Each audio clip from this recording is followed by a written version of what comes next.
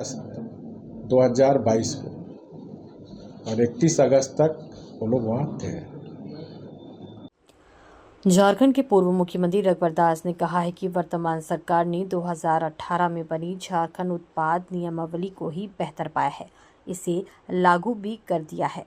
अब सरकार की नीति और नीयत को साफ करना होगा, तभी इसकी झलक दिखाई देगी। भाजपा नेता रघुवर दास ने कहा कि झारखंड की हेमंत सरकार ने एक बार फिर माना कि रघुवर दास की सरकार के समय बनाई गई नियमावली वर्तमान सरकार की नियमावली से बेहतर थी। पिछले दिनों ही नई शराब नीति 2025 पास की गई है। पूर्व सीएम रघुवर दास ने कहा कि सरकार के प्रतिनिधियों ने अन्य राज्यों की नियमावली का भी अध्ययन किया था। इसके बाद 2018 की नियमावली को ही सबसे सही माना गया। सरकार ने स्पष्ट माना है कि 2018 में इस नियमावली के लागू होने के बाद राज्य सरकार का शराब से राजस्व की वृद्धि दोगुनी हो गई थी। पूर्व मुख्यमंत्री ने कहा कि हमारे समय राज्य सरकार द्वारा बनाई जाने वाली सभी नियमावली झारखंड हित और जनहित में ही होती थी। वर्तमान सरकार द्वारा बनाई गई नियमावली से राजस्व का भी नुकसान हुआ है। इसमें कहा गया है कि इस नीति के कारण खुदरा दुकानों में ग्राहकों की मांग के अनुरूप पॉपुलर ब्रांड नहीं मिलती थी। एमआरपी से अधिक रकम वसूले जाते थे।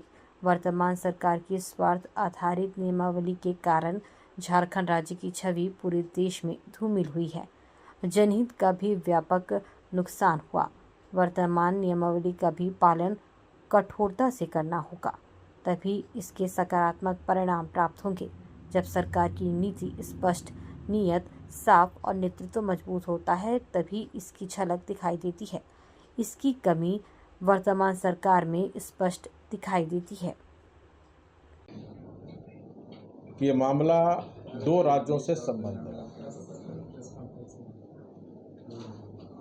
और ये मामला ऑलरेडी छत्तीसगढ़ सरकार ने 5 दिन पहले ही सीबीआई के रिकमेंडेशन ने सीबीआई इस केस को ले लिया।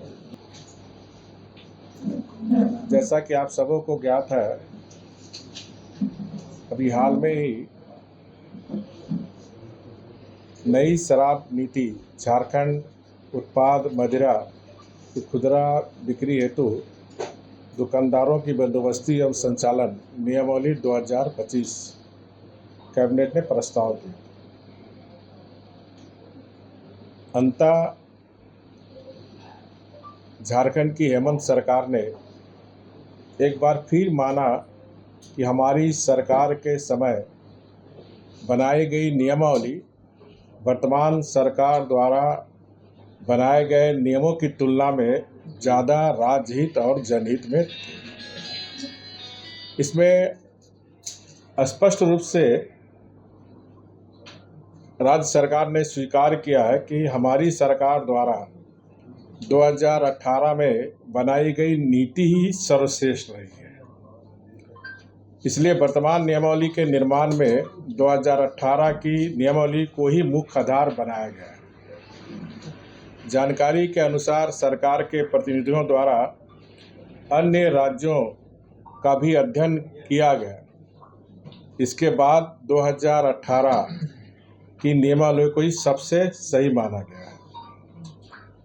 सरकार ने स्पष्ट माना कि 2018 में इस नियमावली के लागू होने के बाद राज्य सरकार का शराब से राजस्व की वृद्धि दोगुनी हो गई थी।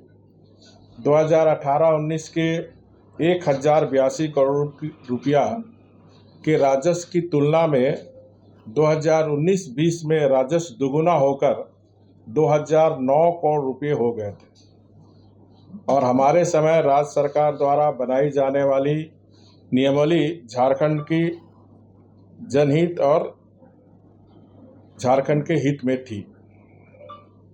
ध्यान देने वाली बात यह है कि वर्ष 2020 में हेमंत सरकार ने 2 बार नियमावली को बदली की गई है और इस नियमावली बदलने के बाद जो आप सबके माध्यम से जो सूचना प्राप्त हो रही है कि आज जिस नियमावली को जो बनाने का काम किया था उस समय उत्पाद सचिव थे, मुख्यमंत्री के प्रधान सचिव थे, आज होटवार जेल में। और जैसा कि समाचार पत्र मीडिया के द्वारा ये जानकारी आ रही कि ये 100 करोड़ से भी ज़्यादा घोटाले के मामले हैं।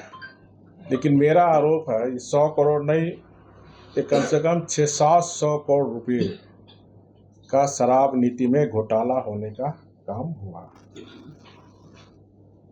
अब सबको भी याद होगा कि हमारी 2018 की शराब नीति में हमने शेड्यूल एरिया जो आदिवासी क्षेत्र में, वहाँ कम से कम शराब की दुकान खुले, ऐसा कैबिनेट ने निर्णय लिया था।